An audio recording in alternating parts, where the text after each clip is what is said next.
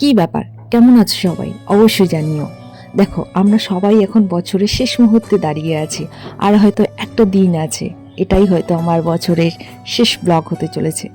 এই বছরটা না আমার কাছে বড়ই অদ্ভুত ছিল। যেটা আমি কখনো চাইনি সেটা আমার কাছে হয়ে গেছে। না চাইতেও অনেক কিছু আমি হারিয়ে ফেলেছি। আর জীবনের এই জার্নিতে 2024 আমাকে অনেক কিছু শিখিয়ে দিয়েছে। So tata 2024। আর তোমাদের 2024 কেমন কাটলো অবশ্যই জানিও কমেন্টে। So hello guys, welcome back to my another new blog. তোমাদের সাথে প্রথমেই আমি এই বছর সম্পর্কে অনেক কিছু শেয়ার করে ফেলেছি। তো যাই হোক, আমার মনে হলো যে যেহেতু আমি সবটাই শেয়ার করি আর বছরের শেষ মুহূর্তে আছি, আর এই বছরটা আমার কেমন কাটলো সেটা তোমাদের সাথে শেয়ার করা উচিত আমার মনে হলো, তাই আমি শেয়ার করলাম তোমাদের সাথে। তো যাই হোক, আমি এখন আছি জলদাপাড়ায়, তোমরা দেখতে পাচ্ছ। আর জলদাপাড়ায় একদম বাঁধের পাড়েই আছি। আর বর্তমানে দাঁড়িয়ে আছে একটা লজের সামনে, দেখতে পাচ্ছ সামনের লজটা। আর আমি তোমাদের হাত দিয়ে দেখাচ্ছিলাম যে অরিজিৎ সিং এখানকার একটা লজে ছিল, সেটা আমি তোমাদের একটু পরেই দেখাচ্ছি। তো আমরা এসেছি এখানে জিয়াদি, আমি আর মোনালি যেহেতু জলদাপাড়ায় বাড়ি, মোনালি আমাদের সাথে মেকআপ শিখতো। তো ও আমার ফ্রেন্ড। সো ও আমাদেরকে নিয়ে এসছে এই জলদাপাড়া বাঁধের পাড়ে। আর এখানে আসলাম, আমাদের হঠাৎ প্ল্যানই আমাদের এখানে আসা। তো যাই হোক, সামনে দেখো সুন্দর একটা ভিউ, আর একজন লোক মাছ মারছে। জানি না এই নদীটার নাম কি, তবে মোনালি বললো যে এই নদীটা তোষা নদীর দিকে বয়ে গেছে। তো যাই হোক, এটা আমার শোনা, যদি কেউ এক্স্যাক্টলি জেনে থাকো নদীটার নাম কি এবং কোথায় গিয়ে মিশেছে তো অবশ্যই কমেন্টে জানিও। আমরা এখন যাব অরিজিৎ সিং যেখানে ছিল, মানে যেই লজটায় ছিল সেই লজটা তোমাদের এখন আমি দেখাবো। আর আমি প্রথমেই তোমাদেরকে দেখাই, দেখো সুন্দর ভিউ প্রথমেই বললাম, কিন্তু তবু আমার মনে হলো একটু আমি ব্যাকগ্রাউন্ডে রেখে, নদীটাকে ব্যাকগ্রাউন্ডে রেখে একটা ভিডিও করি। তো যাই হোক, তোমাদের দেখানোর জন্য সবটাই। তো যাই হোক, আমার বেশ ভালো লেগেছে ভিউটা দেখে। আমি একটু পরেই ওই নদীতে নামবো, সেটা তখন আমি তোমাদেরকে দেখাবো আরও ভালো করে। আর দেখতে পাচ্ছ অরিজিৎ সিং, গাইস অরিজিৎ সিংয়ের কে ফ্যান? আমি তো অনেক বড় ফ্যান। তোমরা কে অরিজিৎ সিংয়ের গান শুনতে ভালোবাসো অবশ্যই কমেন্টে জানিও। আর এই যে দেখো, এইখানে ছিল অরিজিৎ সিং। আর এটা লজটা আছে একদম গাছের উপরেই। উনি যখন এসছিলেন তখন আমি এখানেই ওনার ছবিটা দেখেছিলাম, মানে অরিজিৎ সিং স্যারের ছবিটা আমি এখানেই রেখেছিলাম। অনেক বাচ্চা কাচ্চার সাথে তিনি এখানেই ছবি তুলেছেন, তাই আমার যে তিনি এখানেই ছিলেন। মানে মোনালিও বললো যে তিনি এখানেই ছিলেন, যেহেতু মোনালি এখানকারই লোক তাই মোনালি ভালো করেই জানে ব্যাপারটা। তো যাই হোক, পরে আমরা নেমে পড়লাম, দেখতে পাচ্ছ নদীতে।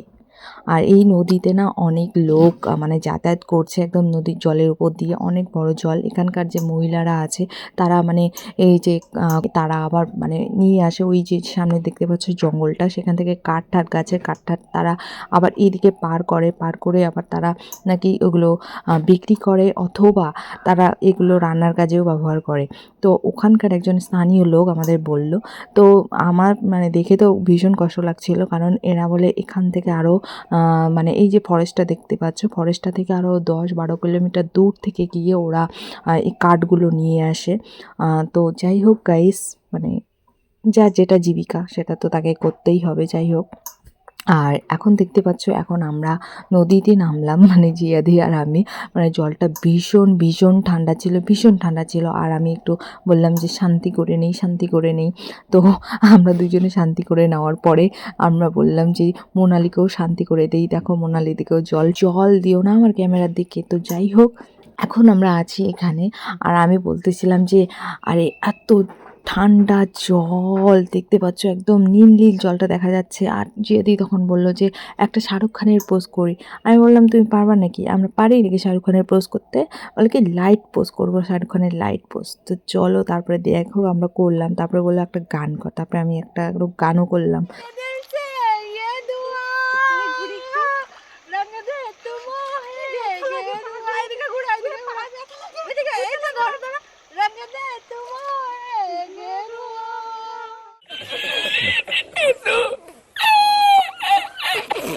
এখন আমরা এই যে দেখতে পাচ্ছি সামনের নদীটা, নদীর মানে সামনে বসে আছি। বসে আমরা এখন খুরমা বাড়ি করছি, খুরমা নিয়ে আসছি দিয়ে এই যে দেখতে পাচ্ছ খুরমা।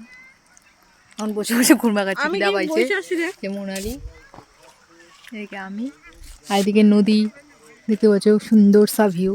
আর সামনে শান্তভাবে শান্তি মতন আমরা এখানে বসে আছি। আমাকে ধরাই দিল কেন? খাবো তো। এরপর আমরা বাঁধের একদম শেষ প্রান্তে চলে গেছি, আর সেখানে একটা বাড়ি ভেঙে গেছিল কিছুদিন আগে স্রোতের জন্য, আর সেটা অনেক ভাইরালও হয়ে গেছিল। এই যে অনেক কুল গাছে, কতগুলো তুললা?